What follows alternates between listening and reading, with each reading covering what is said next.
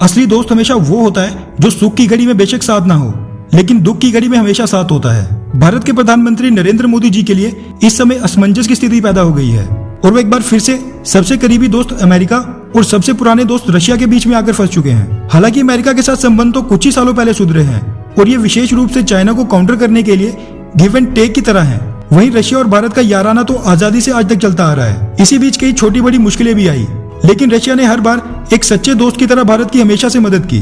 फिर वो चाहे बात 1971 के युद्ध की हो या फिर परमाणु परीक्षण के समय की, तब भारत का झुकाव पूरी तरह से रशिया की तरफ था। लेकिन आज स्थिति बदल चुकी है और आज भारत रशिया और अमेरिका के साथ अपने संबंधों में एक संतुलन बनाने की कोशिश कर रहा है, जिसके कारण कई बार इसका खामियाजा भी भुगतना पड़ता है, जैसा ईरान के मुद्दे पर हुआ था। हथियारों की बात की जाए तो ये दोनों ही देश हमेशा से भारत को हथियार बेचने की कोशिश में लगे रहते हैं। अमेरिका के प्रतिबंधों और कोरोना संकट के कारण रशिया की अर्थव्यवस्था बड़े नाजुक दौर से गुजर रही है। वैसे नाजुक दौर से तो भारत की भी अर्थव्यवस्था गुजर रही है, लेकिन भारत रशिया से काफी बेहतर स्थिति में है। वहीं बात अमेरिका की जाए तो वो दुनिया की सबसे बड़ी अर्थव्यवस्था है और वो रशिया की तरह बस हथियारों की बिक्री पर ही निर्भर नहीं करता। लेकिन फिर भी अमेरिका भारत के रशिया से हथियार खरीदने के मुद्दे पर हमेशा से भारत को ब्लैकमेल करता आया है, जबकि इतना पुराना मित्र होने के बावजूद रशिया ने भारत को अमेरिका से हथियार लेने के लिए कभी भी ब्लैकमेल नहीं किया। और अब एक बार फिर से इसी प्रकार की स्थिति भारत के लिए पैदा हो गई है।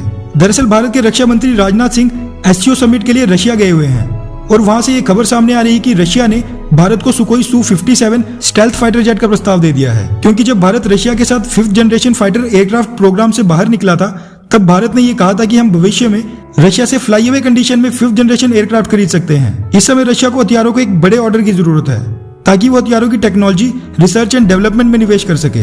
वहीं दूसरी तरफ अमेरिका से भी अब ये रिपोर्ट सामने आ रही है कि अमेरिका अपने F-35 stealth fighter jets Bharat को बेच सकता है और इसके लिए अमेरिका ने हथियारों की बिक्री के कानून में एक बड़ा फेरबदल किया है। एक्सपर्ट्स की माने तो अमेरिका भारत को अपनी तरफ आकर्षित करने के लिए अपना सबसे घातक F-35 फाइटर जेट तक बेचने को राजी हो गया है। अब एक तरफ रशिया को इस समय एक बड़े रक्षा सौदे की जरूरत है और दूसरी तरफ अमेरिका किसी भी कीमत पर भारत को ये डील नहीं करने देगा। इसीलिए मोदी सरकार के लिए असमंजस की स्थिति पैदा हो गई है। वैसे अमेरिका और रशिया से 5th जनरेशन का कोई स्टेल्थ फाइटर जेट खरीदना भी है या नहीं, ये फैसला तो भारत के डिफेंस एक्सपर्ट्स और भारतीय एयरफोर्स के अधिकारी तय करेंगे, क्योंकि इस समय भारत भी अपने स्वदेशी 5th generation stealth fighter jet के प्रोग्राम AMCA पर भी काम कर रहा है। मेरा मानना है कि जिस तरह भारत ने S-400 मिसाइल डिफेंस सिस्टम के समय बिना अमेरिका के दबाव में आए रशिया से वो डील की थी, ठीक वैसे ही भारत को बिना रशिया और अमेरिका के दबाव में आए कोई भी निर्णय लेना चाहिए, क्योंकि ये भारत की सुरक्षा का सवाल है। और जहां तक बात है अपने सबसे पुराने मित्र रशिया की अर्थव्यवस्था की मदद करने की, तो भारत रशिया के अन्य क्षेत्रों में निवेश करके कोई दूसरा रास्ता ढूंढ सकता है, क्योंकि रशिया वो देश है जिसने जरूरत पड़ने पर हमारा मुश्किल घड़ी में साथ दिया था। और ठीक उसी तरह आज हमारा भी फर्ज बनता है कि हम रशिया की मदद करें। वैसे आपकी इस बारे में क्या राय है, नीचे कमेंट करके जरूर बताएं। अच्छा सुनो, चैनल को सब्सक्राइब करो, उसके बाद घंटी बजा देना ताकि अगली वीडियो आपसे मिस ना हो पाए। Thank you.